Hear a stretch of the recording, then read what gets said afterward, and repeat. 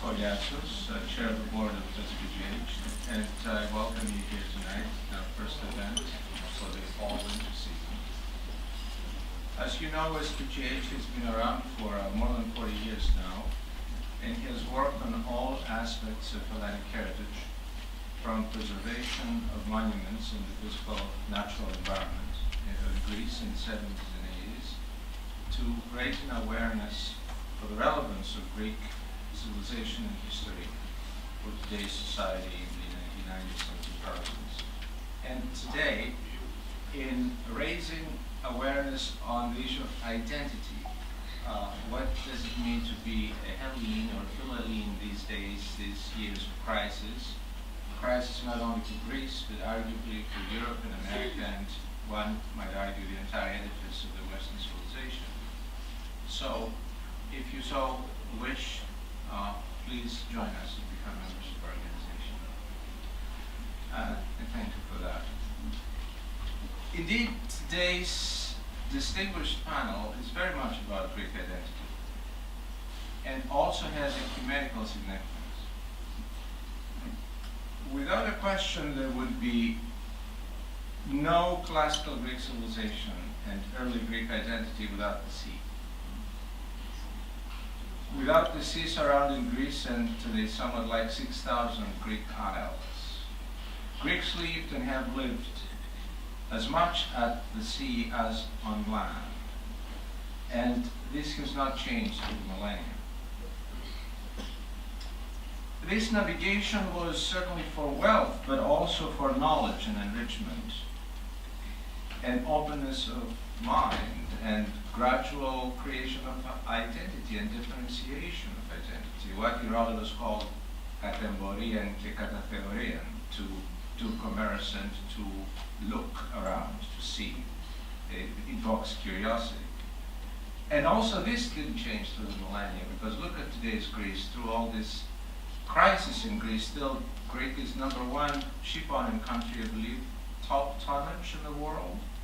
And at the same time, look at Greek diaspora, this spread of minds in all professions and disciplines. All these activities contributed not only to the wealth of the world, to the financial wealth of the world, but also to the intellectual wealth of the world.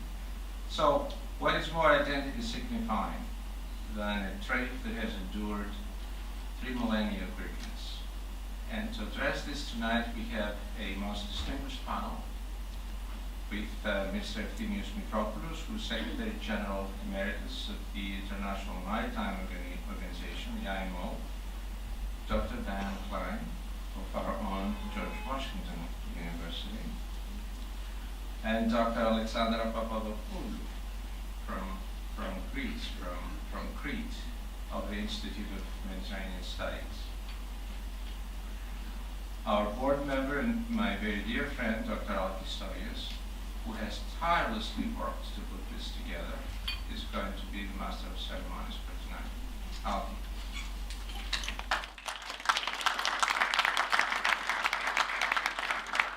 Thank you, Vassili.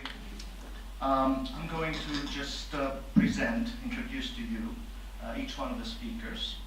So it is my really great honor to introduce Efthimios Mitropoulos, who's, as Vassili said, Secretary General Emeritus of the International Maritime Organization, the UN specialized agency responsible for the regulation of shipping. Mr. Mitropoulos was elected Secretary General in 2003 and in 2007, and prior to that, he spent 23 years serving the IMO, 10 of which he was the Director for the Maritime Safety Division. A real man of the sea, Mr. Mitropoulos graduated from the Merchant and Naval Academies of Greece, spent time as a navigation officer, and then as a commissioned Hellenic Coast Guard officer, retiring as Rear Admiral. Among a long list of additional major accomplishments, I chose a few. He has served as Chancellor of the World Maritime University and Chairman of the Governing Board of the International Maritime Law Institute. He is currently the chairman of the board of the Maria Tsakos Foundation and patron of the International Seafarers Welfare Trust and the International Maritime Rescue Federation. He has published several books on shipping, including books on various types of ships, but also on shipping economics and policies. Mr. Mitropoulos has been honored by many governments, universities, and maritime organizations for his service in shipping. But perhaps the biggest honor he carries, from what made me understood, is that he's a son of Galaxidi and one of the most important cradles of the remarkable history of Greek shipping. The title of his plenary presentation is The Greeks and the Sea, A Voyage Through the Centuries. So please join me in welcoming Mr. Efthimios Mitropoulos.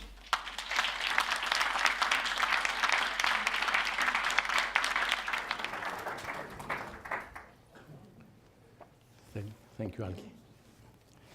Well, after those generous words of introduction, I'm dying to listen to my own speech.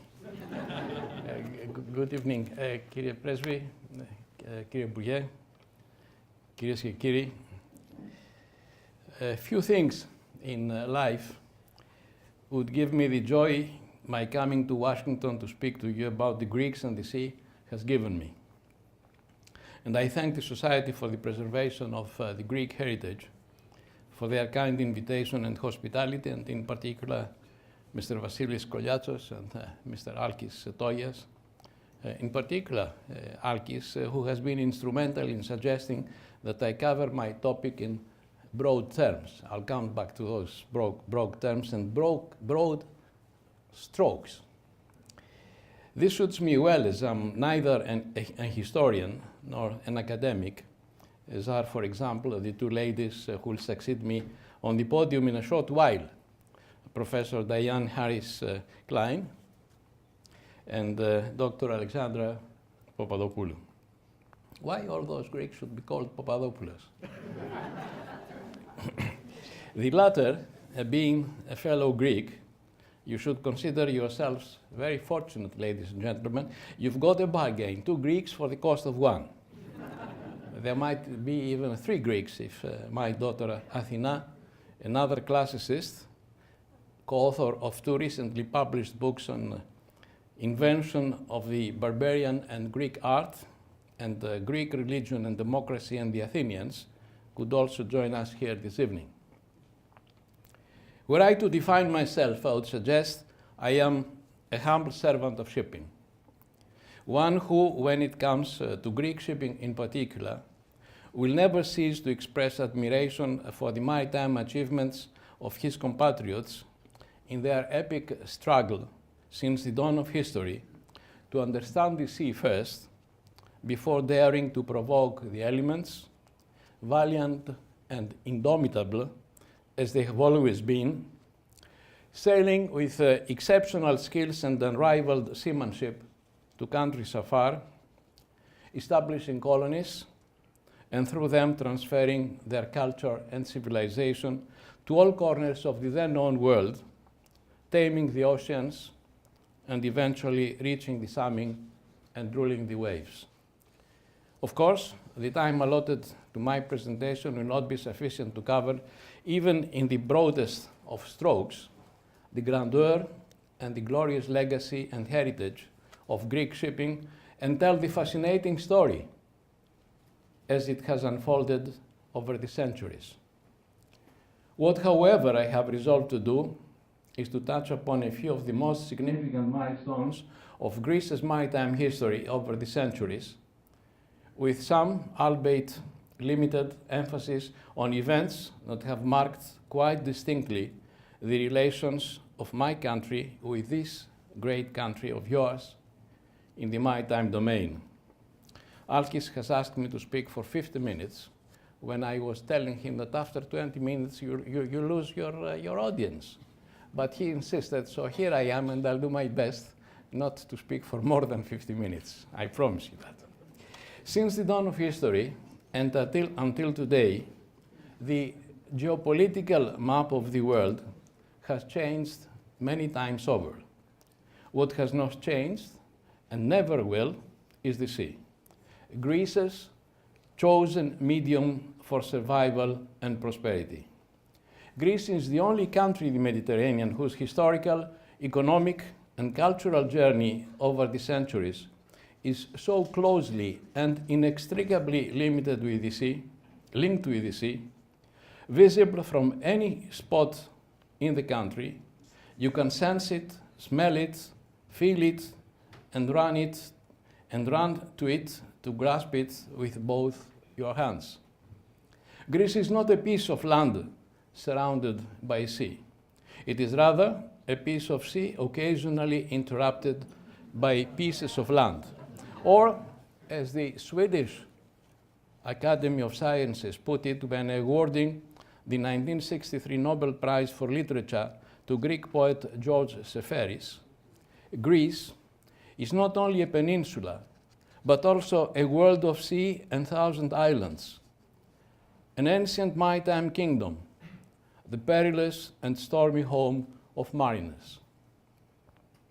Just a few facts suffice to explain why the sea has always been at the heart of the Greeks, why their journey since times immemorial has gone hand in hand with their country's waters of the most beautiful blue color, how they have succeeded to manage it from ancient times until this day. To sail, sometimes into the unknown, involves many challenges and risks, which the Greeks were eager to take and which in turn endowed them with tenacity and agility, features that shaped their legendary, unique relationship with the sea. Here are some of those facts. The farthest point on Greek mainland from the sea is just a few dozen of kilometers. Greece's coastline measures over 15,000 kilometers. This is rather large for a country with such a small land area. Come to think of it, Africa's land area is 230 times larger than Greece's, yet its coastline, at approximately 29,000 kilometers, is only 1.9 times longer. Greece owns over 200 inhabited and thousands of uninhabited islands. Their total surface area makes up more than 19% of the country's total land area. Greece is gifted with an extraordinary diversity of land and sea, and with a variety of land and seascapes nowhere else to be found in the world. The largest Greek sea is the Aegean Sea, the country's central hub. Other seas peripherally surrounding the country's mainland are the Ionian Sea to the west and the Sea of Crete to the south, all three seas having played a vital role in shaping Greece's maritime history. With such a configuration of sea and land and the gradual development of such a close bond with the sea, it is no exaggeration to suggest that to a great extent the Greek national identity has been founded on its maritime heritage and traditions, eventually prompting the Greeks to choose as the color of their national flag the Greek sea's blue of the finest purity. There can be few countries in the world in which shipping is so much a part of the national consciousness as it is in Greece. In Greece, the sea has always been seen as a friendly element, albeit one that commands respect and which can often be capricious. It confers feelings of independence, freedom, elation, and optimism to a nation that is justifiably proud of its maritime heritage. There are family shipping connections in Greece that go back generations. Ours is a country where shipping is almost literally in the blood.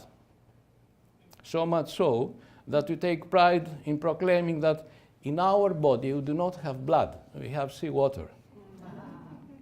Perhaps it is inherent in our landscape itself, a landscape of bays and inlets, of islands and peninsulas, in which the land and the sea have grasped each other by the hand and interlocked their fingers. That the sea and seafaring should assume such a dominant role in the national psyche. In Greece, rock and water are all around, and very often the best way, or even the only way, to travel between two places is not over land, but by sea. It should not therefore come as a surprise that seamanship has come naturally to the Greeks, while the beauty of the country's seemingly endless coastline, with its natural harbors, deep bays, golden beaches, and hundreds of picturesque islands, has inspired the nation and instilled a love for the sea that persists to this very day. The history of Greek shipping is a heady concoction of myth, legends, and hard-nosed practical reality. Even before the dawn of history, before the rise and fall of Crete as a maritime power, before the legendary exploits of Jason and his Argonauts, and before the epic achievements of Odysseus, the Greeks would live their lives by the sea, find immense pleasure in swimming and sailing, venture out to sea, brave the elements, brush aside any adversities they might encounter in the process, and there they are living thanks to the sea. There is no other nation in the world, except probably England, at the time of Admiral Horatio Nelson, whose destiny has been so tightly identified with and linked to the sea and shipping, as is the case with Greece and the Greeks. It was the Greeks who, from a very early stage in their history, responded to the fascinating allure of the seas with their relentless explorations, the founding of numerous outposts, which they used not only for commercial purposes, but also in order to spread throughout the countries they sailed into their civilization and culture, their seamanship and their love for the sea and all matters maritime. Their pride of their affiliation in the sea has been so vast and so deep that since they established themselves as the inhabitants of the southeastern tip of Europe, known ever since as Hellas, they have never turned their back to it. On the contrary, they have always, in good and bad times, turned to the sea for pleasure, existence, and survival. In return, the sea has never let them down for the love, devotion, and affection they have always shown to it. To highlight Greece's and the Greeks' procession, sailing perhaps might be a more appropriate word to use, through the centuries, I'll quote two great Greek poets, one who lived 8 centuries before Christ, the other in the last century. How many times have we, globe-trotting Greeks, felt like our legendary mythical ancestor, the mythical ancestor hero Odysseus, whom Homer, the most celebrated of the poets of all ages and of all nations, the man who in his Iliad and Odyssey bequeathed us texts of unsurpassed beauty, describes as a resourceful man, a man who had been driven to wander far and wide, had seen the cities of many peoples, and had learned their ways, and in his struggles to save his own life and bring his comrades safely back home, had suffered much on the high seas. In our wanderings around the world, in search of our Ithaca to return to, the words of the other poet I alluded to, Constantine Kavafis of Alexandria, come to mind. As you set out for Ithaca, hope the voyage is a long one, full of adventure, full of discovery. Lastrygonians and Cyclops, angry Poseidon. Don't be afraid of them. You'll never find things like that on your way, as long as you keep your thoughts raised high, as long as a rare excitement stirs your spirit and your body. Lastrygonians and Cyclops, wild Poseidon. You won't encounter them unless you bring them along inside your soul, unless your soul sets them up in front of you. Keep Ithaca always in your mind. Arriving there is what you are destined for. But do not hurry the journey at all. Better if it lasts for years. So you're old by the time you reach the island, wealthy with all you have gained in the way. Not expecting Ithaca to make you rich. Ithaca gave you the marvelous journey. Without her, you would not have set out. She has nothing left to give you now. And if you find her poor, Ithaca won't have fooled you. Wise as you'll have become, so full of experience, you'll have understood by then what these Ithacas mean.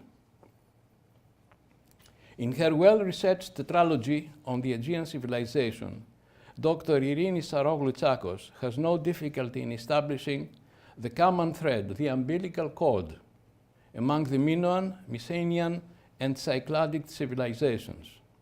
It cannot, of course, be other than the Aegean Sea as a whole, the sea that has given birth, nourished, cultivated, and inspired the noblest and most humane civilization mankind has ever witnessed since the dawn of history. It was the Aegean Sea, the Sea of the Greeks, the one that produced Hellenism, which in turn was able to set and answer in the most articulate and unambiguous manner, once and for all the existential questions that occupied the human mind. The civilization that emerged as a result, the ancient Greek civilization, in its purest expression, is not one of condemnation, darkness, and punishment. It is a civilization of light, harmony, and beauty, one of balance, symmetry, and a peaceful coexistence with the surrounding world that leads to the divine. Its ulterior expression, the art of sculpture, remains until today unsurpassable, not only for its beauty, but also for its ethos. What a beautiful Greek word. People who saw the first light in the Aegean swam in its bluer than all blue waters, played with and mastered its waves, could not but become heralds and conveyors through the sea of a civilization that transcended all others in harmony and good measure. And this has gone down in history as Greece's most precious contribution to world culture and civilization. It took the Europeans several centuries to come to the conclusion, sometime between the end of the Middle Ages and the beginning of the Renaissance, that navigare necesse est, vivere non est necesse. To navigate is necessary. It is not necessary to live. Although this saying has not been credited to my compatriots, what else has inspired, led, and directed from early days the Greeks' affiliation and assimilation with the sea other than their love and affection for the element and their determination to excel in shipping and in all matters maritime? It was their thirst and hunger to find out what lay beyond the horizon of the known world in ancient times, to explore and exploit, to spread their culture and civilization, sciences and arts among, and share them with peoples less privileged than them, to common benefits, to found colonies, and eventually to demonstrate, urbi et orbi, through accumulated wisdom and hard-earned skills, that their chosen way of life, immersed into shipping, was a necessity they weighted higher than that of living. For the Greeks, to reach the summit of the pyramid of maritime nations was but the natural conclusion of centuries of kneading with the sea, ships, and shipping. While the story of the siege of Troy and the subsequent epos of Odysseus' venture to return to Ithaca, as composed by Homer in the 8th century BC, and said to have taken place in the 12th century BC, it was the redeeming cry, Thalata, Thalata, the sea, of 10,000 exhausted, starving, and thirsty Athenians, fleeing the wrath of the Persians in 401 BC, when, led by Xenophon, they saw from uphill the waters of the Black Sea far on the horizon, that expressed in the most dramatic manner of emotion, elation, and relief combined the feelings of a nation for the sea and all that it represents. How conscious were the ancient Greeks of the might and value of the sea over their state's sovereignty and independence. Let me go back to the 5th century BC to search for an answer. The year was 480, and the Persians, having overcome, thanks to Ephialtes' betrayal, the resistance of the Lacedaemonians at Thermopylae, and having set fire to Athens, whose terrified inhabitants had left the city at the mercy of the barbarians to withdraw to the nearby island of Aegina, were threatening the rest of Greece with capitulation, and should that have happened, the Western civilization with annihilation. It is the night before the battle at the Strait of Salamis, a battle the outcome of which would mark either the end of a great nation and with it the end of an era and a civilization, or would herald the dawn of a new glorious day and a resplendent new chapter in the history of mankind. Assembled on the island of Salamina, the northern part of the Saronic Gulf, facing the entrance to the port of Piraeus, Greece's more prominent generals and admirals were conferring where, on land or at sea, they should fight the invaders and how to deploy their forces. Most probably their last fight as free citizens. While the Athenian leader Themistocles was advocating with sound arguments that they should opt for a sea battle, which should be attempted in the narrow straits between the island of Salamis and the opposite shore of Attica on the mainland of Greece, Corinthian Admiral Adimantos angrily opposed him, saying, "Be silent, Themistocles, because you do not represent a free city. Do not forget that Athens is on fire in the hands of our enemy, and therefore a man without homeland has no right to vote in this council." Themistocles was quick to answer. With 200 ships in the water, fully manned with Athenians, we have land and shore. Έχουμε γη και πατρίδα. How he then tricked the Persians to sail into the strait and onto their subsequent destruction by the smaller and easier to maneuver in the narrow straits Athenians and the allied fleet is part of history. A glorious page in the annals of the Hellenic Navy, and at the same time the clearest demonstration of how the Greeks see the sea and what the sea means to them. A notion that could not be more successfully articulated than through the words of Pericles, who soon after the Battle of Salamina stated, according to Thucydides, "Great is the might of the sea. A sea state is a great state. Mega to tis thalassis kratos." By the way, in 3 years' time, we, and with us all the maritime nations of the world, will celebrate 2,500 years since that glorious day of 22 September 480 BC that rescued Greece from the threat of surrender to a numerically superior enemy and preserved a civilization that soon after that historic event led to the golden age of Pericles, with the building of the Acropolis and the Parthenon. A temple which, in the words of Auguste Rodin, defended Greece better than its wisest politicians, and in those of Isidora Duncan upon staring at it for the first time. With one accord, we remained silent. Here was beauty, too sacred for words. Greece's maritime history during the centuries, dominated by the plethoric personality of Alexander the Great, the Roman occupation, and later during the Byzantine Empire, is full of events and achievements that played an instrumental role in the development of ship design and equipment, naval architecture, and warfare operations in the wider Mediterranean basin. All this, of course, came to a standstill following the fall of Constantinople in May 1453 and the Dark Age that ensued.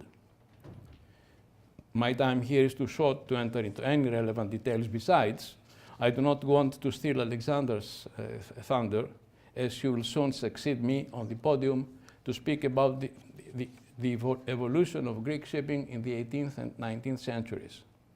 Instead, I'll move on to some milestones in Greece's maritime history during the last 2 centuries.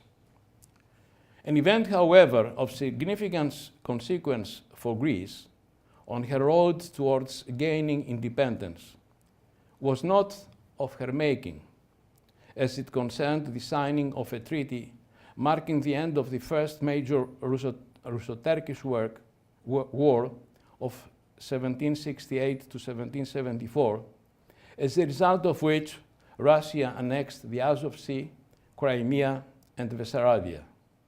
The treaty, now known as the Treaty of Küçük-Kaynarca, was signed at a small Bulgarian village, Kainarka, and as far as Greece, at the time still under Turkish occupation, is concerned, meant that Greek ships, and there existed hundreds of them at the time, could fly the Russian flag and trade freely in the Mediterranean Sea under the protection of the Tsar. This had a tremendous beneficial impact on the fortunes of Greece, which was at the time preparing to revolt and regain its independence after 4 centuries of slavery in the hands, or should I say under the boot, of the Ottoman Turks since the fall of Constantinople. The Greek Revolution of 1821 was inspired by the American Revolution of 1763 and the French Revolution of 1789, and the desire of the peoples of both countries to live free and independent. Such a desire and such an inspiration are best expressed in the American Constitution. And I quote, "We hold these truths to be self-evident, that all men are created equal, that they are endowed by their Creator with certain undeniable rights, that among these are life, liberty, and the pursuit of happiness," unquote. A major part of the Greek evolution to liberate the country from the Turkish occupation was risked, fought, and won at sea. Most of the Greek achievements in both the Aegean and Ionian seas have been attributed to the Commander-in-Chief of the Greek Navy, Admiral Andreas Miaoulis. A man of proverbial austerity, Admiral Miaoulis, the most distinguished son of the island of Hydra, was a great patriot, a good strategist and tactician, a genius naval commander, brave and daring. The legend has it that early in the 19th century, before the hostilities with the Turks commenced, he was sailing in the Western Mediterranean Sea on his private merchant sailing ship, attending to break the naval blockade the British Navy under Admiral Lord Nelson had imposed off the southern coast of France in an effort to deprive Napoleon's army of vital supplies, especially grain, which Miaoulis' ship was carrying. The British spotted his ship, gave chase, captured it, arrested Miaoulis and brought him on HMS Agamemnon, flagship of Nelson, who was curious to meet the courageous captain who had the audacity to break his blockade.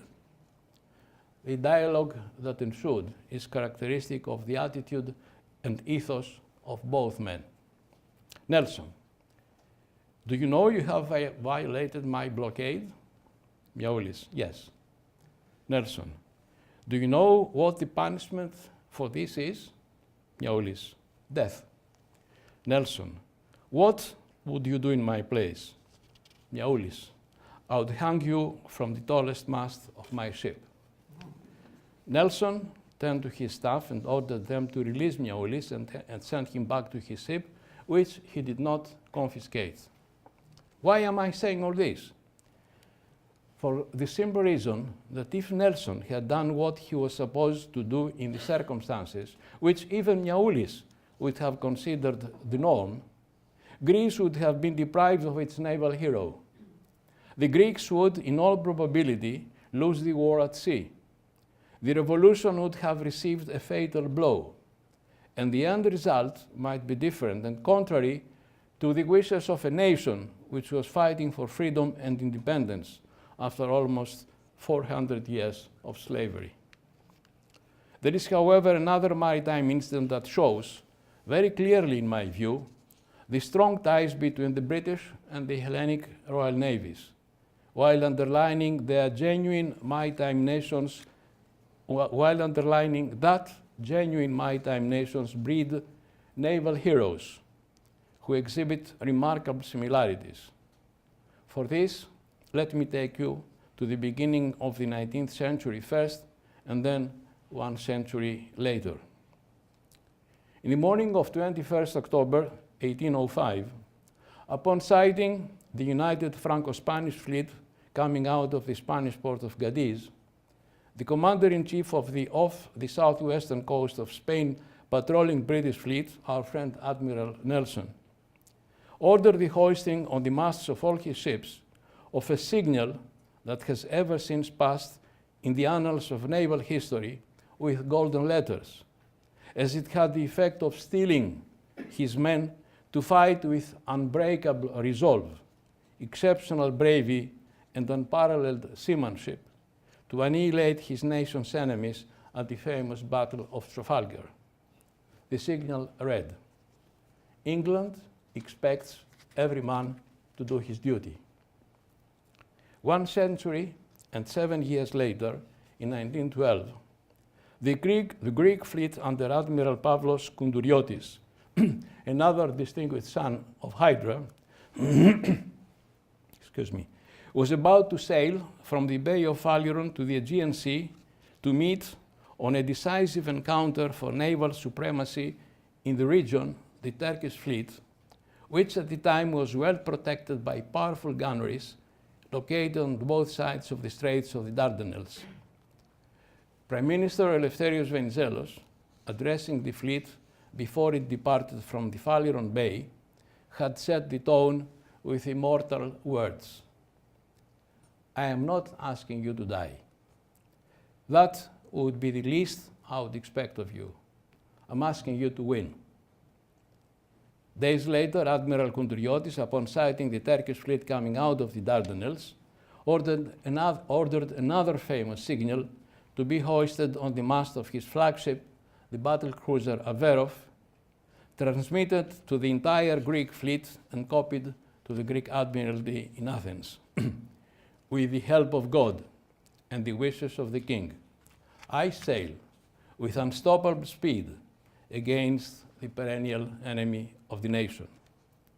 The words of the Prime Minister and the signal of the Admiral inspired a great victory, which, coupled with victories on land, doubled the size of the Greek state at the end of the Balkan Wars and liberated the big islands of the northern and eastern Aegean Sea, Limnos, Lesbos, Chios, and Samos. Nelson and Koundouriotis, parallel lives, almost identical signals. 40 years later, and Europe was suffering the worst bloodshed in her history. after a valiant resistance to the invasion of the Italians in October 1941 and the German 6 months later in April 1941, Greece capitulated and the government fled to Egypt. During the 4 years of occupation by Axis forces, Greece continues to exist as an independent state thanks to its navy, both military and merchant.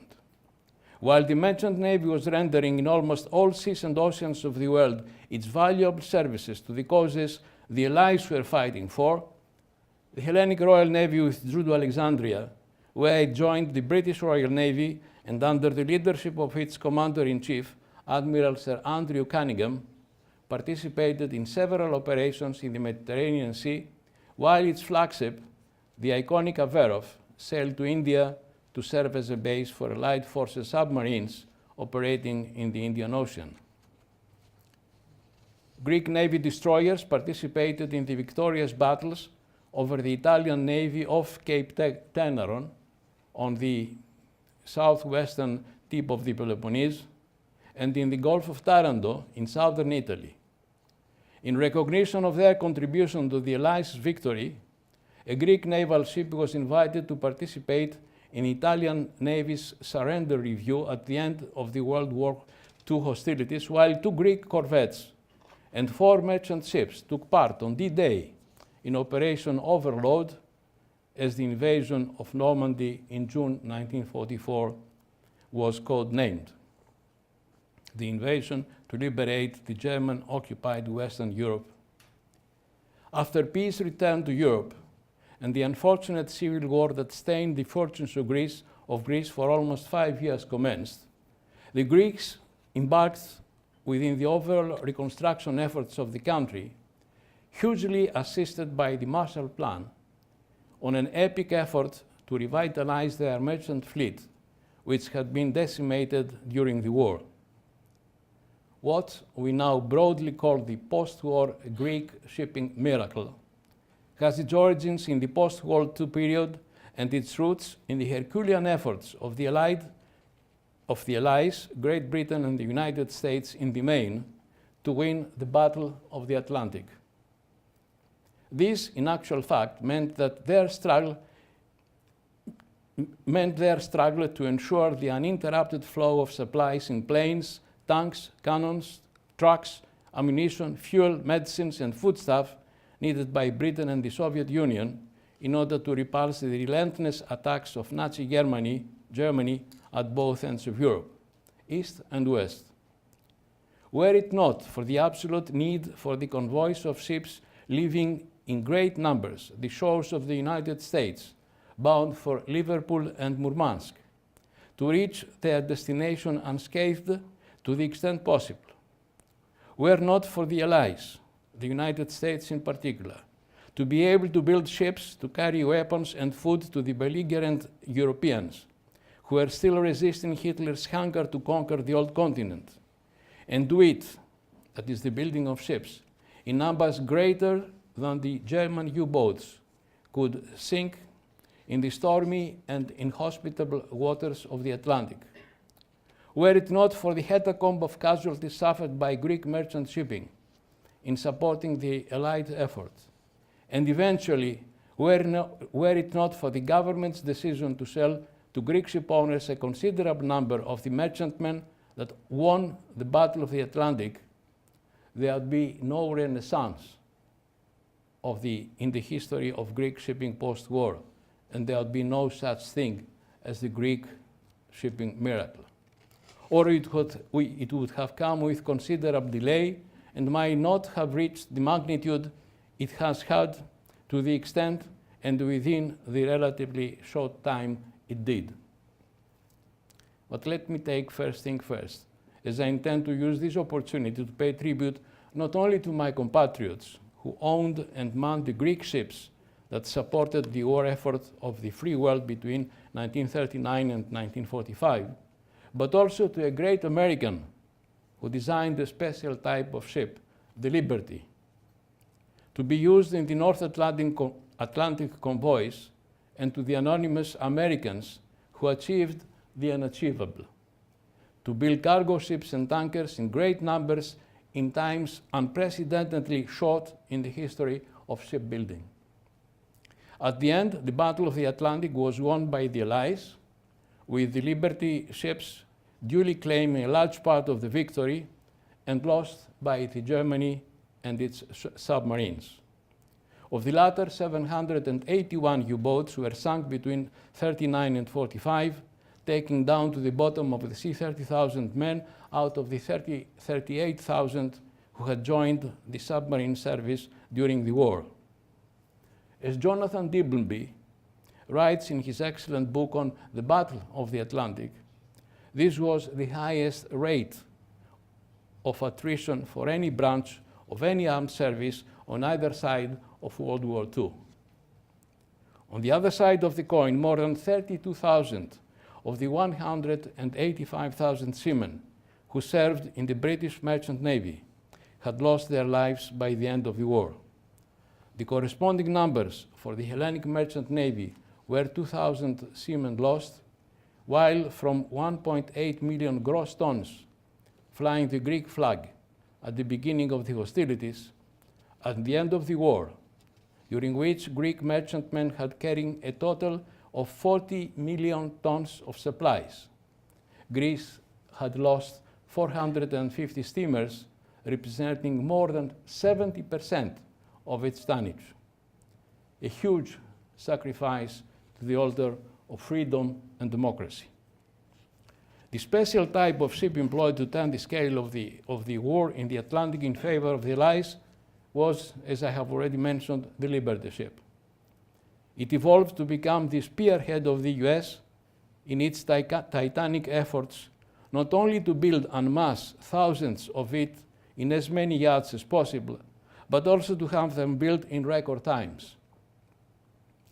In an unprecedented revolution in shipbuilding in the United States, these simple-to-build multi-purpose freighters of 10,700 deadweight tons each ended up entering service at the astonishing rate of 140 units per month. Can you imagine what it means to build 140 ships in those days with the means available at the time in 1 month? The production lines of these vessels operated on the same underlying principles Henry Ford had devised to mass produce automobiles. The man who masterminded them was an entrepreneur called Henry J. Kaiser. Born in 1882, the youngest son of a shoemaker who had emigrated for Germany, Kaiser had used his intelligence and determination to become a very rich man before his 30th birthday. By the time of Pearl Harbor, he was one of the nation's most powerful tycoons, with an apparently limitless relish for new challenges. Among his many engineering projects, he pioneered the construction of large merchant ships that were built in sections held together by welds rather than rivets. This not only reduced the cost of production, but increased the rate at which the vessels could flow off the production line. The keel of the first Liberty ship was led on 14 April 1941 to the specifications of the US government's Maritime Commission, which was to subsidize the cost of production. Five months later, on 27 September, the SS Patrick Henry, named after the founding father of that name, was launched by President Roosevelt, using words attributed to that champion of independence. Give me liberty or give me death. Words believed to have formed the climax of a speech Henry made on 23 March 1775, during which he advocated taking up army against the British colonists. Designed to carry a wide range of goods from tanks to planes to iron ore and fresh food, the Liberty ships were bargain basement vessels. There was no electricity or running water for the crew. The galley was lit with oil lamps, and there was no fire detection systems. These ships were built to last a very short time. Even if they managed to sail once the North Atlantic, carrying support to the fighting troops of Britain and the Soviets against Germany, that would be a success. They lasted more than 25, and in the hands of the Greeks, who bought them far, far longer, and they brought good money to our compatriots. Kaiser was originally commissioned to build 300 Liberty ships. In 1941, each ship took more than 200 working days to complete. By 1942, they were coming off the production line in half the time. Meanwhile, Kaiser's labor force expanded from 4,000 men and women in 1941 to more than 80,000 by the start of 1943. Production lines were repeatedly streamlined. The workers apparently spared to even greater efforts by the competition which Kaiser engineered between the senior managers, who between them ran 18 shipyards, operating day and night to meet demand. When yard finished the vessel in 23 days, another managed 10. The record was set in November 1942 when the SS Robert Peary was assembled in under 5 days. All this was good for publicity and morale, but it was the average times that mattered. By the spring of 1943, it took no more than 45 days from the moment at which the keel was laid to the point at which the vessel was eased down the slipway into the water. At the end, 2,700 Liberty ships were built. The Battle of the Atlantic was won, and at the end of the war, the Greeks asked from those Liberty ships that had survived a certain portion as a compensation for the sacrifices they had made during the war. With the support of the Greek government, Greek ship owners purchased at Liberty ships at $580,000 each, 25% of which was paid cash, and the balance was deferred for a period at low interest rates. In recognition of the contribution of the Liberty ships to the post-war renaissance of the Greek fleet, Greek shipping interest purchased in 2007 one of the remaining 3 Liberty-class ships in the world, the SS Arthur M. Huddle, built by the St. John's River Shipbuilding Company in less than 2 months between October and December 1943. Having traversed in 2008 the North Atlantic and the Mediterranean Sea under tow, the ship was converted to maritime museum, renamed Hellas Liberty, and since January 2009 remains moored in Piraeus Harbor for everyone to see, admire, and respect. Around 4,000 Greek seafarers found employment on those ships. And then the Greek government passed a law which was helpful in persuading the Greeks to bring their ships under the Greek registry, and that was the beginning of the expansion of the Greek registry, and that was helped by decisions taken in Athens by the Union of Greek Shipowners, as well as those by the London-based Greek shipowners, the so-called Greek Shipping Cooperation Committee, and its counterpart in New York. This was the time for some of the legendary Greek shipowners, such as Stavros Livanos and his 2 sons-in-law, Aristotle Onassis and Stavros Niarchos, the Goulandris brothers, and several others, to make their appearance on the world stage and capture the imagination of younger colleagues, many of whom followed in their footsteps and eventually entered the pantheon of Greek shipping. A notable development in the post-war history of Greek shipping was the turn of Greek shipowners towards building new ships instead of buying second or third-hand vessels from their competitors, as was the norm before the war. Among the countries to receive most Greek orders for new buildings was Japan, with Greeks eventually building more than 1,000 units in the land of the rising sun. Later, they turned to Korean shipyards and most recently to Chinese yards as well.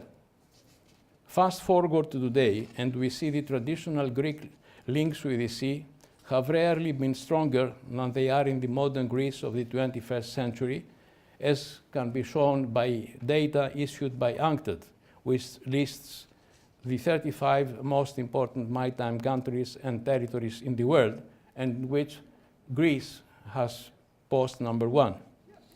Merchant shipping has always been an essential element of the Greek economy. True as this undoubtedly is, my view, however, is that it also constitutes Greece's major weapon from the ethnico-political aspect, the aspect that defines the country's standing in the world, and in her particular case, classifies her as a giant among the Earth's maritime powers. In its strongest ace, it is its strongest ace, or as Prime Minister Constantine Karamanlis said, at the end of the negotiations leading to Greece's accession to the European Union, Greece joined the Union with shipping as its dowry.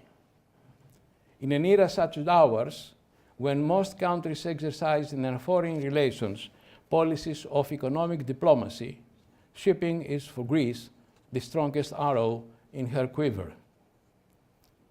Love for the sea and all matters maritime, seamanship of the highest standard, sheer determination to succeed where others falter and fail, decisiveness, foresight, ability to read the signs of the times and the markets, an unparalleled sense of timing, buy when the Greeks buy and sell when the Greeks sell, whisper their competitors. Risk-taking and belief in themselves and their capabilities are among the virtues displayed in abundance by Greek maritime entrepreneurs. It should therefore come as no surprise that the Greek shipowners, most ably assisted by the excellent Greek seafarers, masters, officers, and crews, play a dominant role in world shipping. Armed with legacies and century-old traditions deep-rooted in the sea, my shipping compatriots have, on their road to the summit, combined elements of daring, decisiveness, and courage with prudence, wisdom, vision, foresight, and well-balanced decisions, highlighted further by a globally recognized sense of timing. In their pragmatism, they know that no one has climbed to the top to stay there forever. We all climb up to fall sooner or later.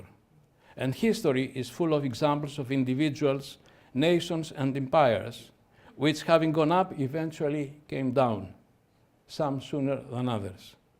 The duration depends on how well and how timely one puts one house in order on the way up and while staying on the top. The better we put our house in order, the longer we stay at the top. The way my shipowner compatriots and their associates go about their business shows their determination to stay at the top and flourish long in their chosen area of activity, in spite of the intense, tough, sometimes even cruel competition that characterizes international shipping nowadays, and the fact that Greece does not supply national cargoes in quantities sufficient to keep such a huge fleet busy, which of course explains why Greece firmly supports the principle of free and fair competition in shipping operations. The Greeks are cross-traders, and the overwhelming majority of Greek-owned ships are born, trade, and die without calling even once at Greek port. And of course, the Greek merchant ship would not have come to where it is now were it not for the support of the unparalleled in virtue and capacity and professionalism Greek shipowners. And for us Greeks, we should be extremely proud that in shipping we hold globally a lasting first position, unique in the country's annals of history. Μοναδική ελληνική παγκόσμια πρωτιά διαρκείας. This is also true in the role shipping plays in Greece's economic and financial affairs, where despite the country's deep and long crisis, shipping remains one of the two stalwarts of the national economy, consistently contributing to it in more than one ways. Let me give you some statistical information as to where we stand in the various ship types. 28% deadweight-wise of the world fleet of Greek oil tankers are Greek-owned. 28%, can you imagine? 28% of the world fleet of tankers is Greek. 21% of the world fleet of bulk carriers. 16% of the world fleet of chemical and product tankers, whilst a sizable part of the world fleet of container ships, car carriers, ferries, and other ships, other ship types, fly the Greek flag. I'm coming to the end of my strokes. You're very kind, very kind. Very kind and very patient. But when one speaks of Greek shipping, and when one feels as proud as I do, I think we can make a special effort to listen a bit more to. I have skipped a lot of what I had prepared to write to you, to write for you, but our country is going through a deep and long crisis, longer and deeper than the one that hit the world in 2008. It deserved better, but I have faith in the dynamism, ingenuity, and resourcefulness of the Greek people, as much as I have faith in the future of Greek shipping, which could and should be used as the spearhead for the recovery of the Greek economy. I have also written something about the fact that the Greek shipping is not anymore Greek ship owners and Greek seafarers. It is a full cluster of other capacities. And I've written something about the only international memorial to the wife of the seafarer that Greece has, which is another first of our country. My last stroke now. There was a time, a couple of centuries ago, that few would dispute that Britannia was ruling the waves, both in terms of the royal and merchant navies, or that this is nowadays the case with the US Navy and the US Coast Guard in their respective fields. With all the food for thought I provided while sharing with you my views about the Greeks and the sea, can Greece's contemporary merchant navy claim something similar? My friend Captain Panagiotis Tsakos has the answer. Speaking in his native town of Kardamylia in Chios last September, he said, "Territory-wise, Greece is a small country, but thanks to our merchant fleet, all seas and oceans of the world are ours." Think of it. A country of 136,000 kilometers only, with a population of less than 11 million people. And to claim that thanks to the 5,000 plus Greek-owned ships, all the seas and the oceans of the world are ours, it's a major achievement. And as for me, claiming Greece's supremacy in shipping, modesty prevents me from suggesting anything of the sort of Greece ruling the waves. What, however, I think I can say with a certain degree of certainty is that at sea and in shipping, the Greeks can display and practice their full potential as the indomitable, indefatigable, visionary, sagacious, pioneering, resourceful, inventive and daring, eternally maritime, sea-thirsty race they are. Thank you.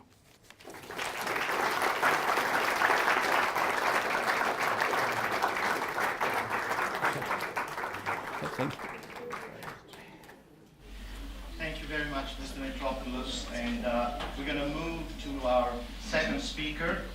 Great pleasure to introduce Professor Diane Harris-Klein. Dr. Klein is an associate professor of classics and history, teaching courses on Greek history, archaeology, religion, mythology, literature, and culture at the George Washington University. She received her bachelor's in classics from Stanford and her PhD in classical archaeology from Princeton University. She was awarded a Fulbright Fellowship to Greece and stayed in Athens for 3 years, working at the National Archaeological Museum, preparing a large number of marble inscriptions for publication. Her current research is in digital humanities, applying social network analyses to study the social ties that promoted creativity and innovation in ancient Greece. This year, Professor Klein received the George Washington's Columbian College of Arts and Sciences Columbian Prize for Distinguished Advanced Undergraduate Teaching. Professor Klein's presentation title is Entrepreneurs of the Aegean, Innovation and Trade in Ancient Greece. Please join me in welcoming. Thank you so much. First, thank you so much, Kyrios Mitropoulos, for that masterful presentation and lecture, and Ambassador Lalakos and honored guests, members of the SPGH, Kyrios και Kyrie, Kalispera.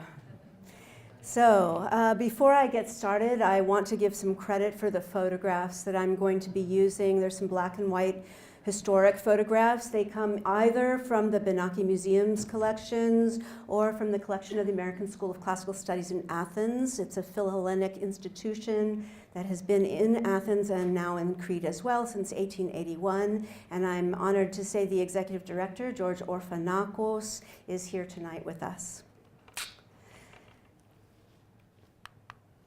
In the creation myths of the ancient Greeks, 3 gods drew straws. Zeus won the longest one and became the king of the sky, as well as the ruler of mortals and gods. Poseidon became the ruler of the seas, while Hades, who drew the shortest straw, became the ruler of the underworld.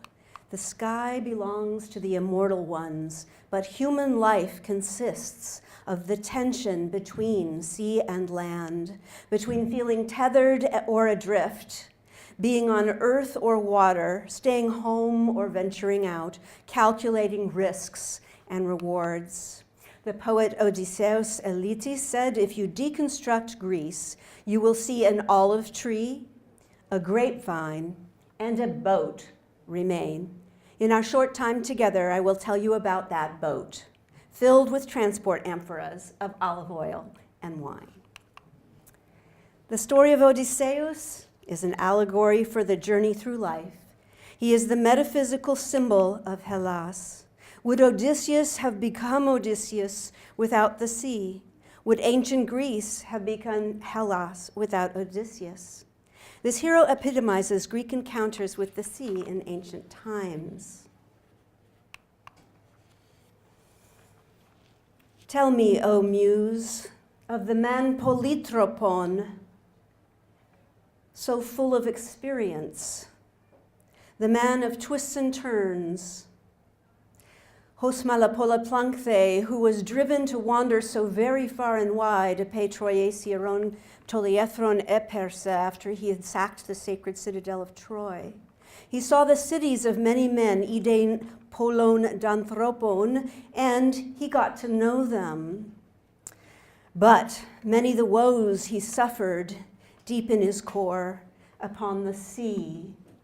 Polad hon gen pon toi pathen algia hon katathumon, struggling to secure his own life, arnumenos hein gypsuchain, and a homecoming for his comrades, ken noston heteron. Note here the proximity of algia, the third line up here, and nostos. When combined, it is the word nostalgia, the pain when thinking of home. In the Greek, we should notice the word poli and pola and polon, polytropon, polon danthropon in astia, polad hogen pontoi. I think Homer is signifying here that Odysseus had a full life with so many experiences, everything in the extreme. And finally, saving his own life and his concern for his men shows Odysseus' leadership and humanity. So note the word hetairon right after noston, a homecoming for his companions. The word polytropon only occurs 4 times in all of Greek literature, twice in the Odyssey, twice in the Homeric hymns, and never again. I've seen it translated in so many ways. Clever, the man of many devices, wily, the quick-witted one, courageous man, he who has wisdom because he journeyed far and survived it. So here is a picture or depiction of Odysseus from a classical vase. He's at sea, listening to the song of the sirens, that most dangerous of all threats. The music lulls sailors into forgetting their destination, their home, their nostos. Taking all reasonable precautions, plugging his sailor's ears with wax, tying himself up so he won't jump overboard to stay with the sirens forever, he stands for every man, naked, exposed, at sea, enduring dangers in order to experience every extraordinary thing life has to offer. En pontoi, at sea. The Greek city-states were landlocked, but most had land that included a shoreline. By living in the in-between space, between land and sea, between the Balkans and southern Europe, the ancient Greeks depended on intelligence, ingenuity, and an entrepreneurial spirit. Focusing on the period between the 8th century and 3rd centuries BC, let's take a look in the Mediterranean or Black Sea areas at some evidence in texts and archaeology for long-distance trade, travel, and exchange.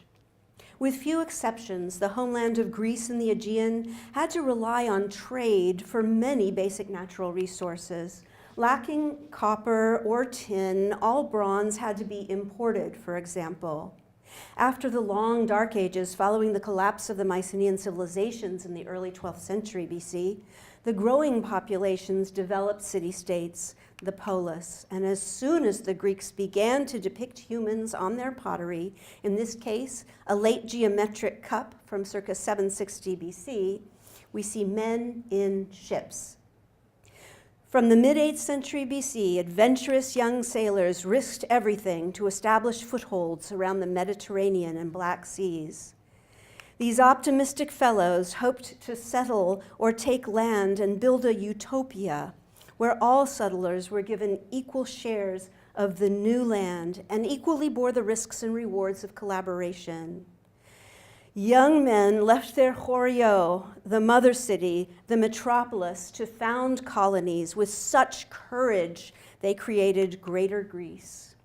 For about 200 years, cities from the purple areas sent out expeditions to found new Greek city-states in the blue areas. For example, Phocaea in Asia Minor sent a colony to Massilia in 600 BC. Today's Marseille in France, bringing with them the grapevines and the skills to make wine. Quote, the people of this city, Phocaea, were the first Greeks to make distant sea voyages. They discovered the Adriatic Sea, Tyrrhenia, Iberia, and Tartessus, says Herodotus in the Histories. Another ancient author relates why the Phocaeans left their home in Asia Minor. The Phocaeans, compelled by the smallness and infertility of their territory, had applied themselves more to the sea than to the culture of the ground, supporting themselves by fishing, merchandise, and above all by piracy, which in those days was thought an honorable occupation. Venturing accordingly to visit the remotest shores of the ocean, they came into the Gulf of Gaul and to the mouth of the river Rhone, and charmed with the pleasantness of the country, and relating on their return home what they had seen, they tempted others to go to the same ports. The colony established the first Greek port in the Western Mediterranean, bringing Greek culture, including architecture, to France and Spain, with theaters, agoras, and temples. Throughout the Mediterranean and Black Seas, the Greek explorers and colonists built ports to accommodate trading ships and warships when necessary. This map shows all the ancient ports attested in all of ancient Greek and Latin literature. You'll notice the thick concentration around the Aegean. We imagine ships coming into these ports, bringing in raw materials and finished products, staples and luxuries, inventions and new ideas too. Greeks and non-Greeks met in these ports, sailed to the same places, and traded. Many networks grew of craftsmen, lenders, ship owners, captains, and the merchants and buyers waiting for their goods in other ports. Sea voyages were vital to the spread of Greek inventions and goods, but the sea also facilitated the transmission of their ideas, writings, political systems, religious practices, philosophy of education, and the Greek way of life. With a small boat they left, and with the well wishes of the winds. Ancient Greek merchant ships were slow, 6 knots, but sturdy, capable of carrying 100 to 150 tons of burden. Below deck was the cargo. The shipping container for all of antiquity was called the amphora, a double-handed jar used for transportation. From the port, there would be work for crews with donkeys and carts to bring the goods into the towns and across roads to nearby villages. It used to be thought that an amphora held olive oil or wine exclusively. Only recently, with scientific tests like residue analysis, has it been proven that these jars carried a whole lot of other things: fish, nuts, and vegetables, and herbs, and in the case of one shipwreck, an amphora contained beef ribs.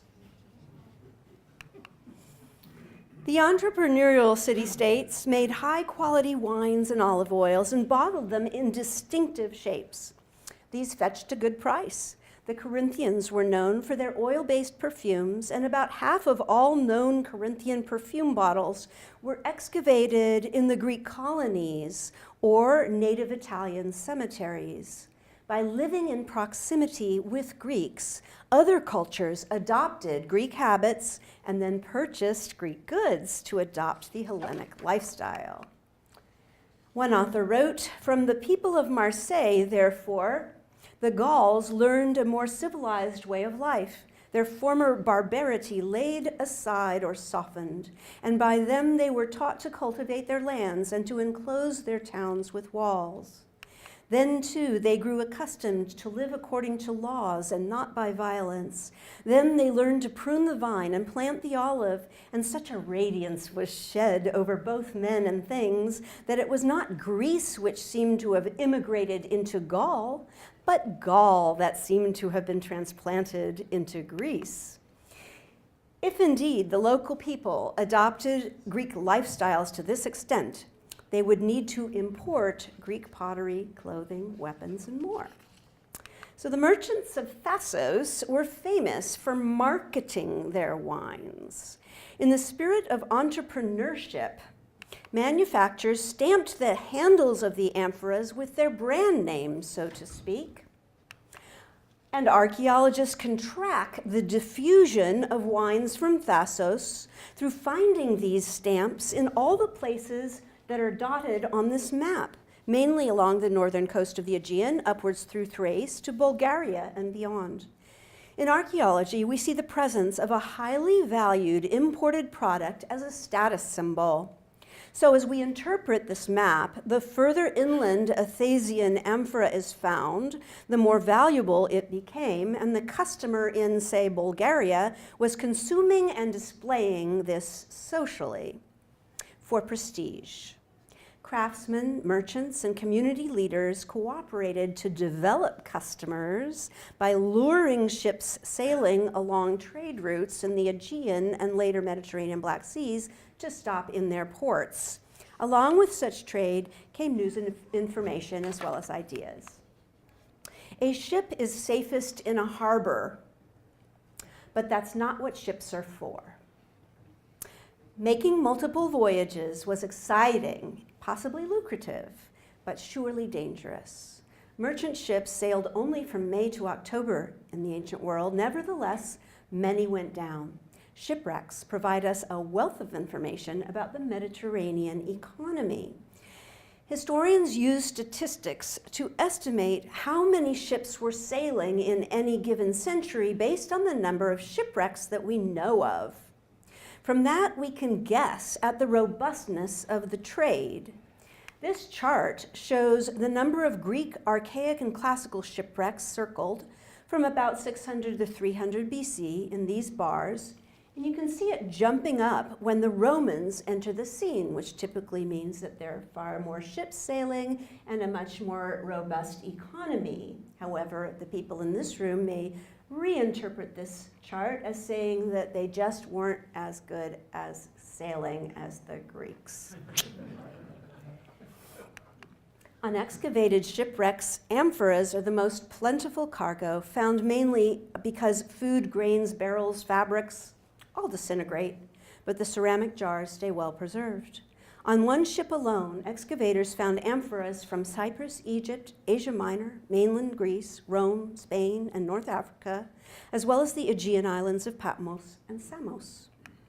The Greek vase painter here uses two sideways amphoras, two fish, and some waves as code for a shipwreck. Boreas, the north wind, tortures Odysseus, naked except for a trident and his cape billowing in the wind. Contracts between merchants and lenders and ship captains dealt with the issue of what would happen if a cargo didn't make it to port. Sailors knew the risks.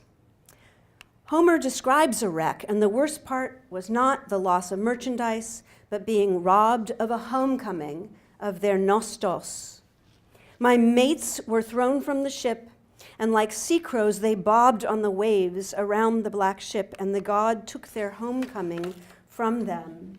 Here in the third line down, you can see peson dek neos hetairoi, the companions that were thrown from the ship. And the last line, you see theos dapoenetai noston. So this passage recalls the beginning of the Odyssey, ar numenos hein psychen ken noston hetairon, struggling for his life and a homecoming for his companions.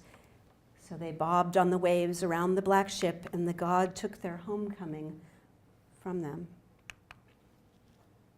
The ancient Greek, being politropos, recognizes that a nostos is a significant accomplishment.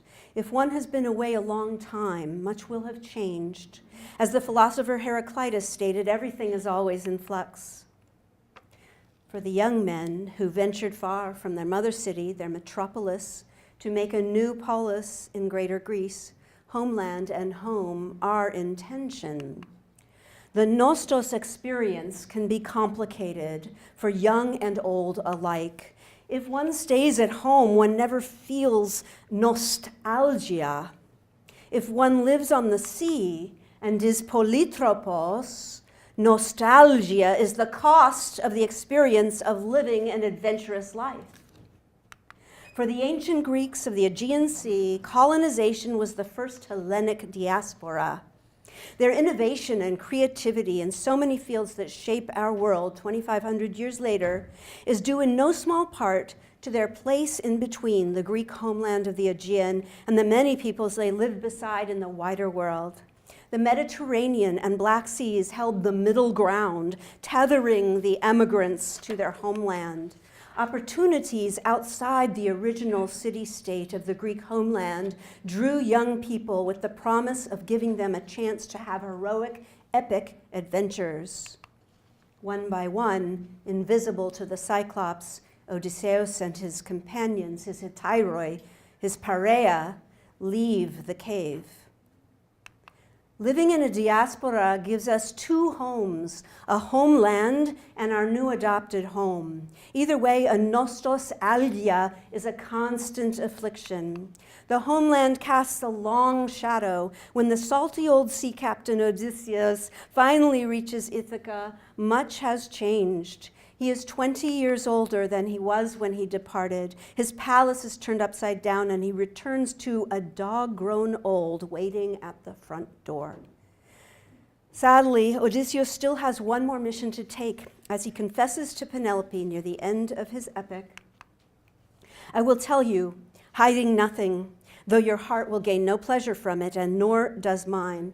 Tiresias told me to travel through many cities of men, Polon, Anthropon, Astia, carrying a shapely oar, till I come to a race that knows nothing of the sea, that eat no salt with their food, and have never heard of crimson-painted ships, or the well-shaped oars that serve as wings. And he gave me this as a sign, one I could not miss, and now I tell it to you. When I meet another traveler who says that I carry a winnowing fan on my broad shoulder, there I must plant my shapely oar in the ground and make rich sacrifice to Lord Poseidon, a ram, a bull, and a breeding boar, then leave for home. The furthest place from Greek civilization is where the people don't even know there is a sea. They have never tasted salt or seen an oar. But Homer knows his listeners would find this unimaginable. Those people who knew not the sea were as imaginary as the sirens or the cyclops.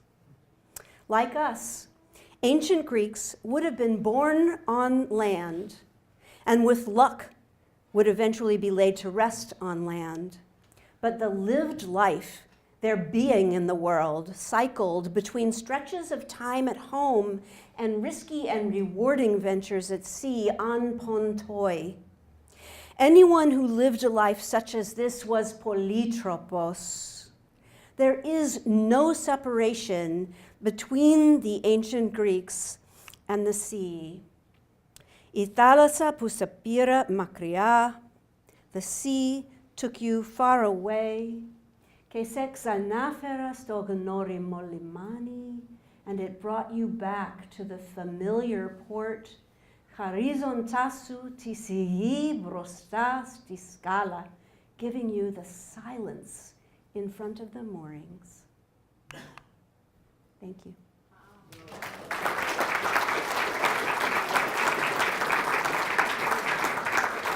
Ευχαριστώ. Wonderful, thank you. I now have the equally great pleasure to present our last speaker, Dr. Alexandra Papadopoulou, who has traveled all the way from Crete for this occasion. Dr. Papadopoulou is a member of the scientific staff of the Institute of Mediterranean Studies in Rethymno, Crete, and is here to proudly represent the new generation of young Greek researchers in the humanities. She received her undergraduate degree as well as her PhD from the Ionian University in Corfu. The title of her thesis was Maritime Businesses, Networks, and Institutions in Merchant Shipping of the Island of Spetses, 1830 to 1870, Organization, Governance, and Strategy. In 2014 and 15, Dr. Papadopoulou spent 2 years at the University of Milan as a postdoctoral researcher, and in between, she has worked on various projects financed by the Hellenic government, the European Union, and the Onassis Foundation. Dr. Papadopoulou's talk is titled The Evolution of Greek-Owned Shipping, 18th to 19th centuries. Dr. Papadopoulou.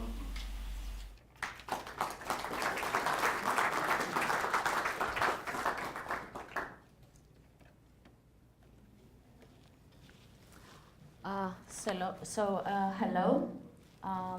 First of all, I would like to thank the Society for the Preservation of Greek Heritage for the invitation. I have to admit it's my first time in the US and the first time in Washington, so I'm thrilled to be here. And I also would like to say a special thanks to Alkestoias, who has stood up to all this process, bring me here from Crete. It wasn't easy. And all of you, καλησπέρα κυρίες και κύριοι, ευχαριστώ που είστε εδώ. And I would like to thank you all for being here. So my presentation will be about the evolution of Greek-owned shipping in the 18th and 19th centuries. I think I'm here to cover the gap between ancient times and modern Greek shipping. So I will try to do my best doing that. So, what brings us here all today? I think that the success of Greek-owned shipping in the 20th century is the reason that we are all here, to be honest. This is the reason why I started studying maritime history. And I think that all these guys that appear in the front page of all these magazines and newspapers are the reason that Greek-owned shipping are so well known to its corner, its at the edge of the earth. So we have here Onassis, of course, we have Niarchos, but there are many others. So too much ink has been spilled over the lives of these guys, of these businessmen, great businessmen. And many people, both in the in all social fora, both academic as well as public, has tried to offer an explanation. What is the reason of this guy's success? We have plenty of explanations, ranging from rags to riches stories. Okay, these are not like people belonging to a community, a business community. These are individual stories, very successful ones, but just a few examples. Or other types of explanation, like the genetic predisposition of Greeks to master the sea. As a historian, as an economic historian, I will try to offer a more scientific and reasonable explanation. We have, of course, I will not, I don't agree to take all the credit for this information that I will provide you, because I'm not alone. I'm working in a research group for many years now, and this is the work that all my colleagues in this group have done, and I'm here to represent them all. So what is the historical basis for what is known as the legendary flexibility and market sense of Greek ship owners? I know this slide might seem a little weird. What a guy with this weird uniform has to do with Niarchos? What I'm trying here to suggest is that there is a continuity in Greek-owned shipping from the 18th century till the 20th century, and that I'm going to exhibit today. When I'm talking about continuity, I'm not talking about intergenerational succession.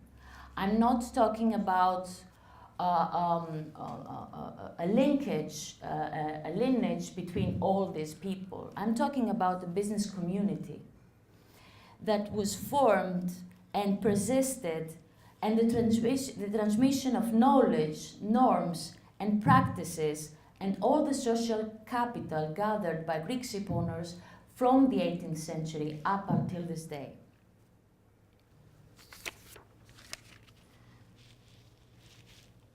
All the research done about Greek-owned shipping from the 18th to the 20th century has led us to this assumption. We have located two phases of international expansion and development of Greek-owned shipping. The first phase starts in the early 18th century and ends up until the beginning of the Greek War of Independence, while the second phase starts at 1830, which is well known as the year of the establishment of the Greek state, and leads us up to the First World War. What we have here is the evolution of a system. We start with the creation of a transport system based on the Eastern Mediterranean and spreading through the world. And we have the transition in the 19th century to an organized business system with a very connected and coordinated commercial and shipping activities. We have the geographical spread of Greek ship owners from the Ottoman and Venetian Empire to Europe and Americas by the creation of diaspora communities. All these conclusions have been produced through wide, big, large research projects, which has been funded, as said before, by the Greek government and European Union, and concerned the collection of all the information, the data of the traveling of Greek ships through the Mediterranean and the Atlantic Ocean from 1700 up until 1914. So we have one database which is called Amphitrite. Amphitrite is a collection of all the voyages of Greek ships, no matter what the flag was, through the Mediterranean and the Atlantic Ocean. We have around 15,000 voyages for that period of time. And then we have Pontoporia, which is a database that actually registers, it's the historical registry of Greek-owned ships. So it's not about voyages, it's about ships. It records each ship has been appearing in either a European market or the Greek registry of ships, and there we have around 11,000 ships, both sailing as well as steamships. So this is the data that we have been working and led us to this periodization. But before analyzing a bit more on the system, let's talk a bit about the context, the historical context. Okay, we are in the 18th century. This is the age of empires. Europe's map at that period looks something like this. Okay, this map is of 1812. However, this picture does not change as much. As we can see, the place that today Greece is standing is under the Ottoman rule. However, the Ionian Islands are part of the Venetian state. So the Greek Orthodox population at that time were subjects either to the Venetian or the Ottoman empires.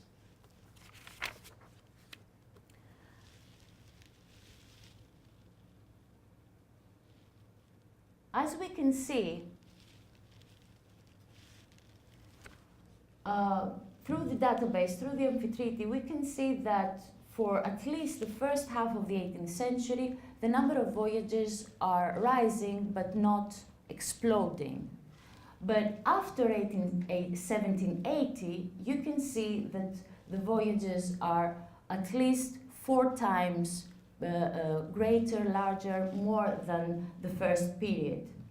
So what is going on at that specific period? What is the thing that makes these people, the Greek Orthodox population, either under the Ottoman rule or the Venetian rule, travel so much in the Mediterranean? First of all, this period is a very important period for the rise of Greek shipping, because at 1789 we have the explosion of the French Revolution. And of course, what follows are the Napoleonic Wars and the Napoleonic blockade. So what happens with, and what is the relation of the Greeks with this? The Greeks, as subjects of the Ottoman state, have the privilege to use the Ottoman flag. The Ottoman Empire at that time, at that period of time, is actually a neutral power. So under the Ottoman flag, throughout that period, the period of the French Revolution and the Napoleonic Wars, Greeks are able to travel and arrive at European ports, covering for the British and French naval powers that are absent from the Mediterranean due to confrontation in the open seas. However, the Greeks have not been using just the Ottoman flag. One of our greatest things, the things that we have revealed through our research, is the early use of flags of convenience. You should all, I mean, if you have relation with the sea, you should all know that this is one of the main mechanisms, the main tools of modern shipping. Registering your ship under a different registry because of better tax conditions, and so on and so forth. So this is not something invented in the 20th century. This is actually something that Greeks, either Ottoman or Venetian, were using, but not to avoid the tax system of the Ottoman Empire, but to protect themselves from actual danger of destruction. Pirates, wars, all these situations could be avoided by the use of a neutral flag, for example.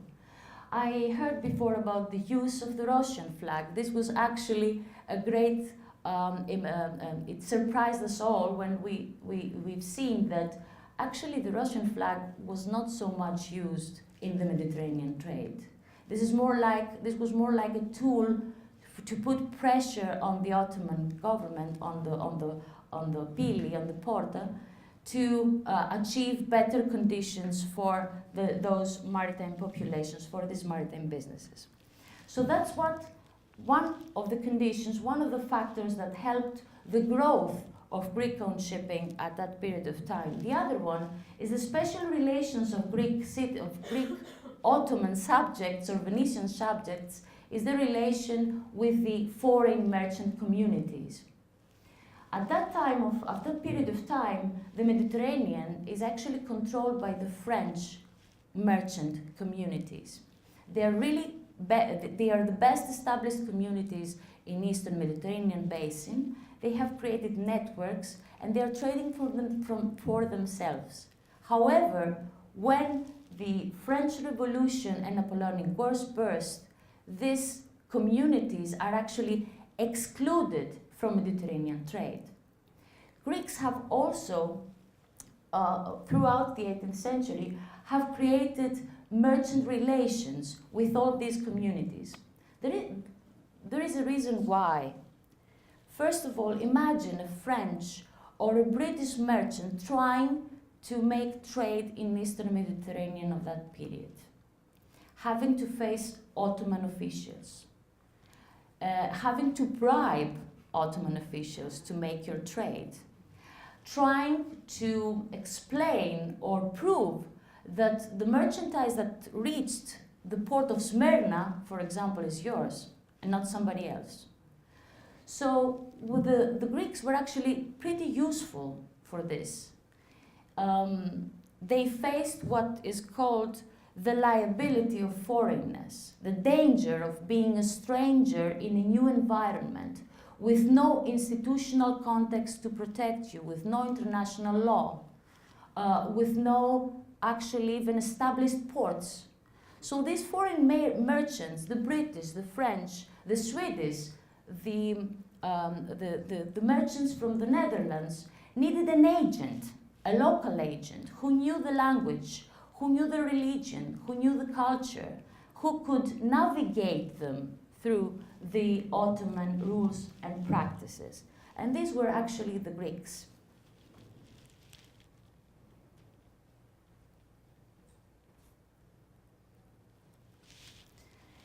Using all these networks, all these connections, their special connections with international merchant communities, using the neutrality of their flags, they actually achieved an explosion in both their ships and in their participation in international trade in the Mediterranean. You can see here the annual average of the fleet of Greek Orthodox population between 1700 and 1810.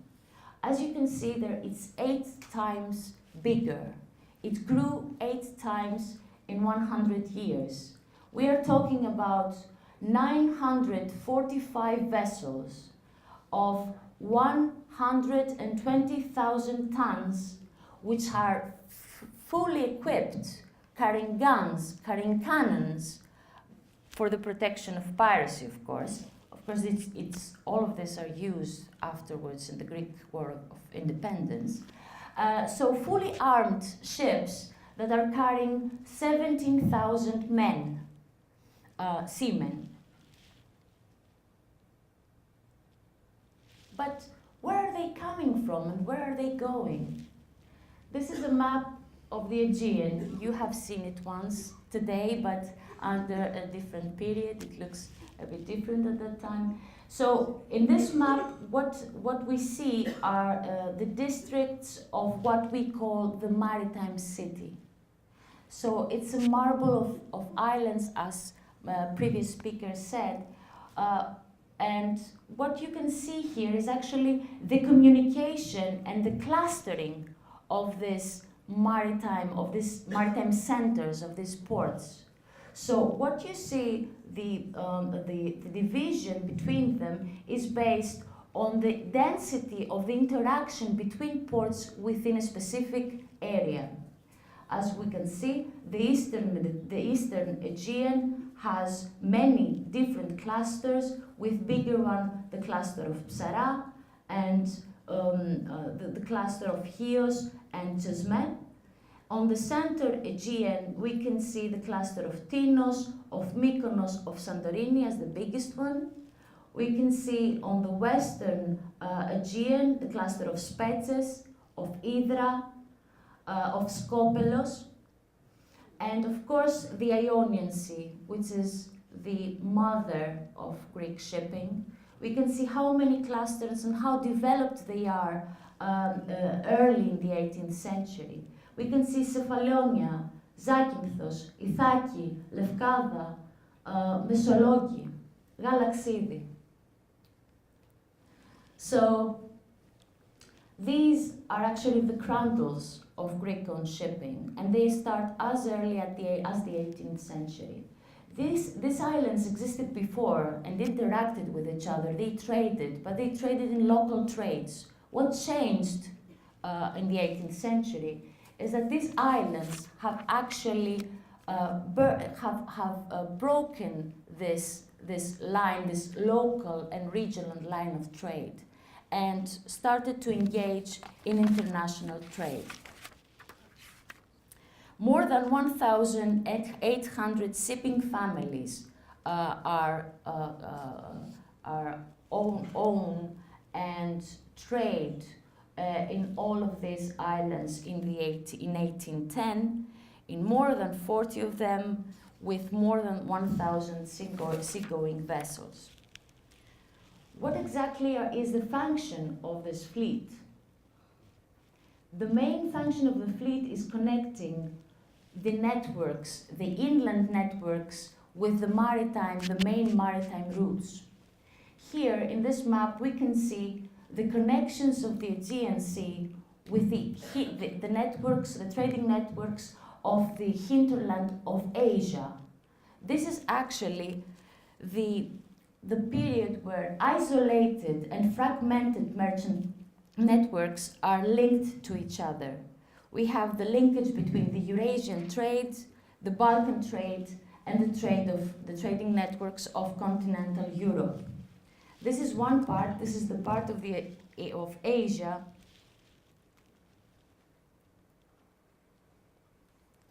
And you can see here the hinterland and maritime networks of Central Europe, of continental Europe, and Central and Western Mediterranean.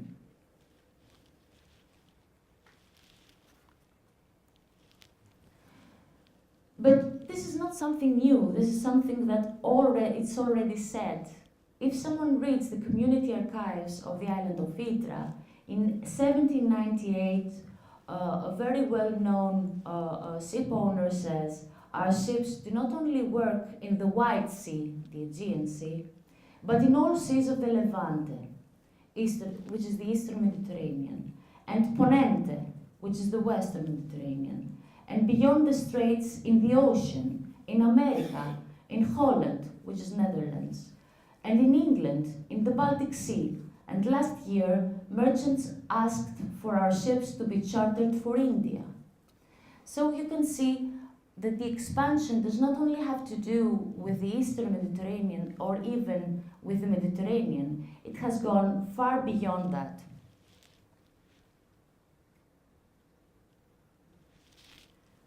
This is actually the visualization of this interlinkage of commercial networks that I've said before.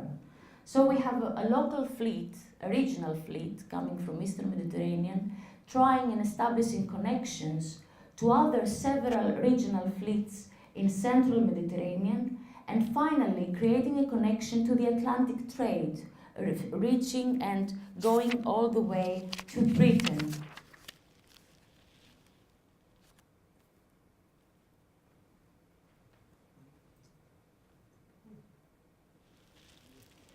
Many conditions have helped this expansion. One of these is the treaty, the commercial treaty between the Spanish Empire and the Ottoman Empire in the last 20 years of the 18th century.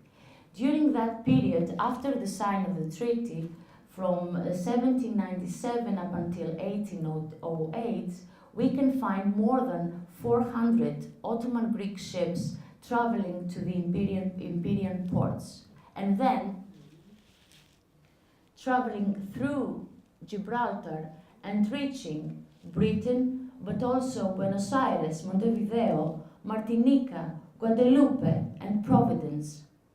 We can see that Greeks in the 18th century, in the last 25 years of the 18th century, have not just passed the border of Eastern Mediterranean, not just the border of the Mediterranean, but they have crossed the ocean. But how could they do that with that small ship of 150 tons? How could they cross the ocean? The main thing is that they used to follow, due to these commercial treaties, they were treated as neutral ships, and they were allowed to follow the convoys of both the merchant but also of military ships from other nations. So they used to follow the convoys of Spanish ships crossing the ocean, and this was the way that they could see the routes. Think that at this period of time there were no maps, no instruments, no tools to use. So they were doing everything by experience. They were trying to imitate other ships, to learn through their routes.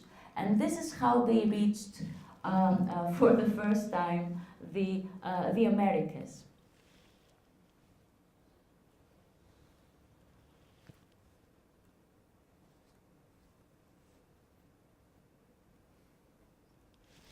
But they were also the intermediate ships for trade done by the British.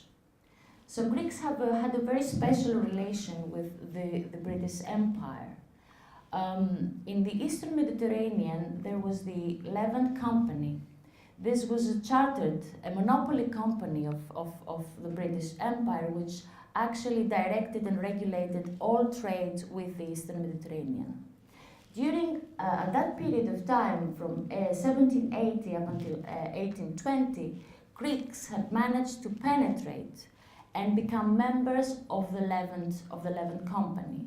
So they were actually treated not just as protected local merchants, but as equal members of a British company, with all with all the privileges and all the advantages that this standed for.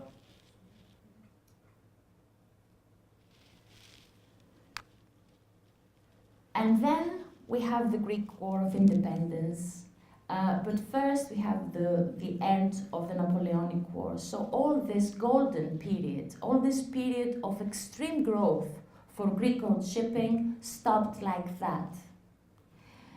First, the international trade stops in 1815 with the end of the Napoleonic Wars. But then you have the Greek War of Independence, which actually blocked trade even inside the Eastern Mediterranean. The 19th century, however, triggered all this type of changes, both locally as well as internationally. Locally, we have in 1830, when the war ended, we have the establishment of the Greek state. We are talking about a territory which is 1/3 of the territory that the Greek state has today. The Ionian Islands, on the other hand, are not independent, are not under the Ottoman rule, they are actually under the British control. Many of the Aegean islands that actually flourished in shipping and trade in the previous period, like Chios, Kassos, or Psara, are not only left outside the borders of the Greek state, but they are actually also devastated by the war, and their populations have fled to the Greek territory.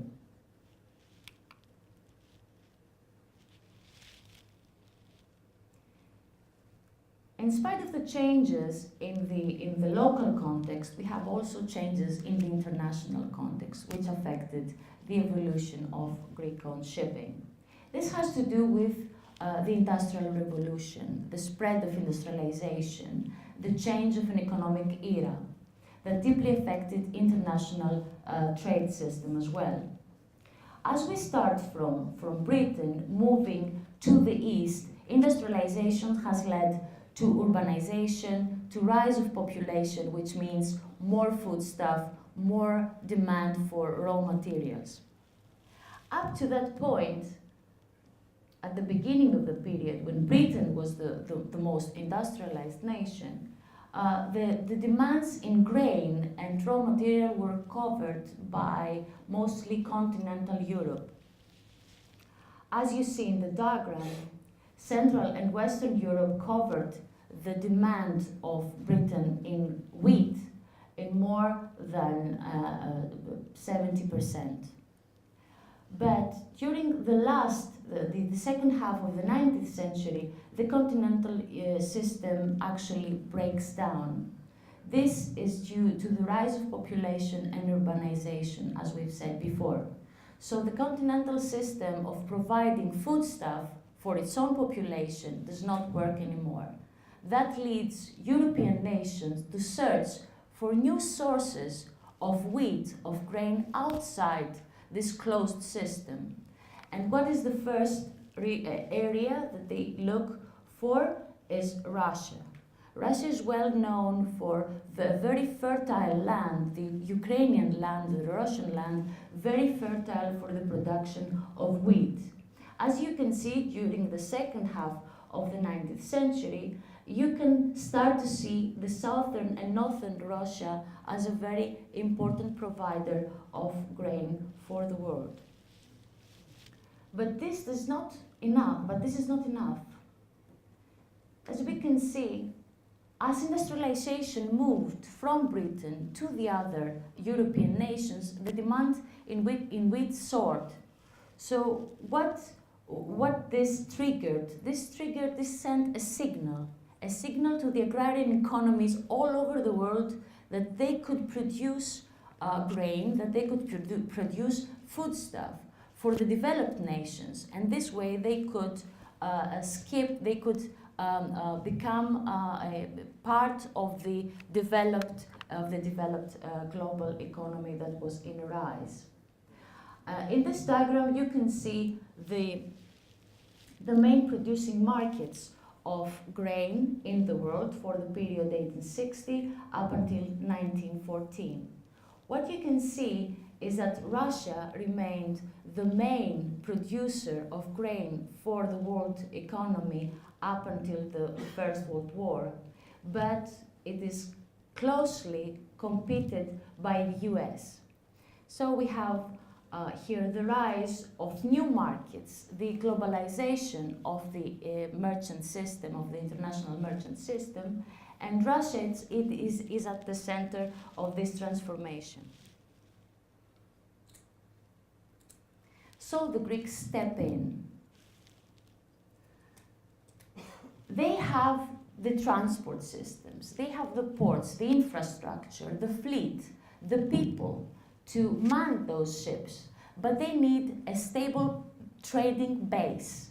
What they do is that they create diaspora communities, and where do they place them? They place them in the main markets of this luxurious new trade, the grain trade. So they are close to Russia.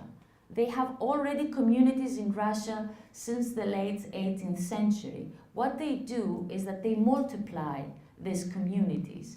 they actually reach many ports. We have located more than 20 ports that Greek diaspora communities are established in the 19th century in the southern coast of Russia.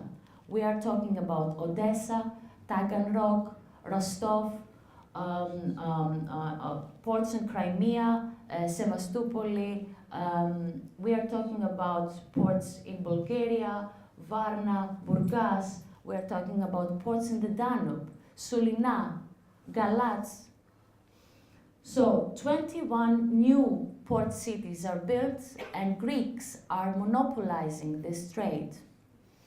They use their connections with Britain to create trading communities in Western Europe.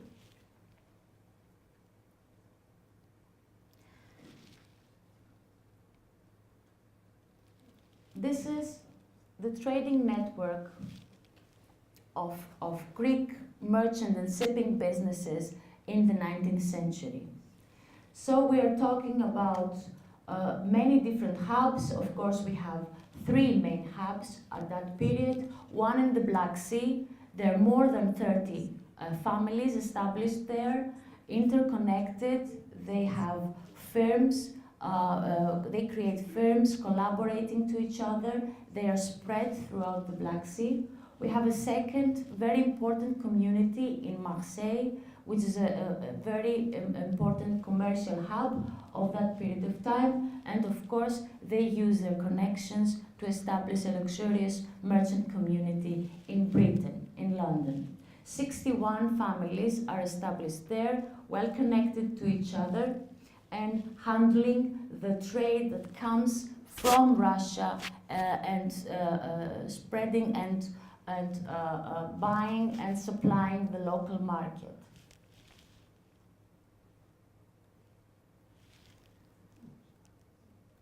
What is very interesting is the way that Greek firms choose to situate themselves, both in Russian port cities as well as in major Western cities like London or Marseille.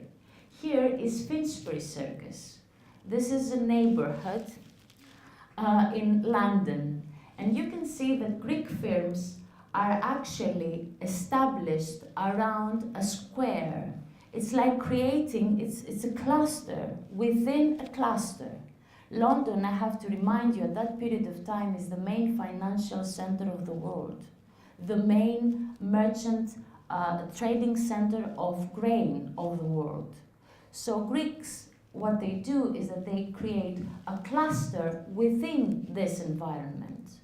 They create a cluster to each other. They build, they establish firms collaborating with each other. And of course, they are living with each other. Of course, here you can see very important names like Rodokanakis, Rallis, Kassavetis, Skilitsis, Argendis, Skouloudis, Ioannidis. These are all Chiot merchants, mostly Chiot merchants. This system, this business system, the collaboration between those merchant communities and the shipping businesses from the islands actually produced this huge development in the second half of the 19th century. We are talking about 500 ships in 1840, rising up to 2,500 ships in the end of the century. So this is a dramatic growth. But if we want to see exactly what does this mean for the economy of Greece at that time, we have here an estimation of the maritime income for that period of time as part of the Greek GDP. So between 1835 and 1914, the participation of maritime income in Greece's GDP is changing, of course. So it starts, it's about 70% of the GDP at the beginning of the century, when the Greek GDP is really low. but then it reaches a more stable percentage, from 20 to 10%, from 10 to 20% of Greece's GDP. So this is really important. I don't know if you understand how big this is.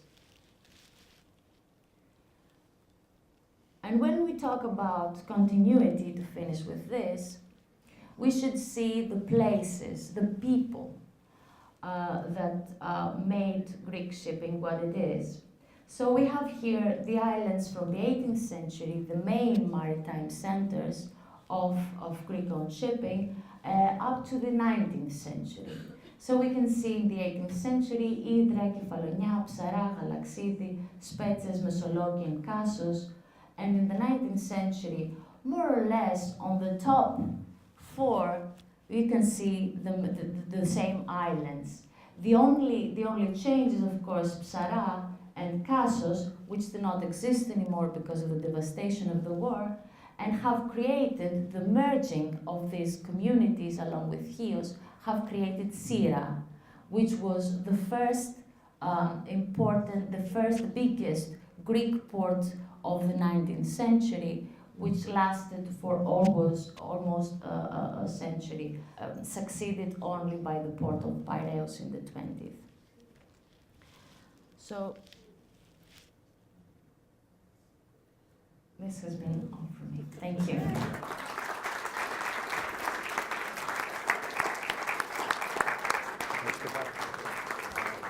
This was great. Thank you very much.